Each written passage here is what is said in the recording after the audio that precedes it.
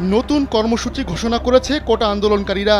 বুধবার বৈষম্য বিরোধী ছাত্র আন্দোলনের অন্যতম সমন্বয়ক আসিফ মাহমুদ এ ঘোষণা দিয়েছেন। তিনি জানান, শিক্ষার্থীদের শান্তিপূর্ণ আন্দোলনের উপর পুলিশ, বিজিবি, র্যাব, সোয়াটের ন্যাক্কারজনক হামলা, খুনের প্রতিবাদ, খুনিদের বিচার, সন্ত্রাসমুক্ত ক্যাম্পাস নিশ্চিত ও এক দফা দাবিতে বৃহস্পতিবার সারা দেশে কমপ্লিট শাটডাউন পালন করা হবে।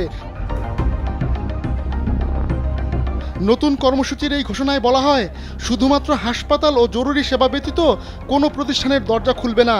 অ্যাম্বুলেন্স ব্যতীত সড়কে কোনো গাড়ি চলবে না।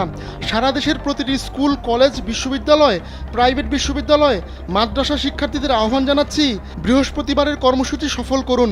স্যান্ডেলিনা সো, রূপচর্চায় আভিজাত্য।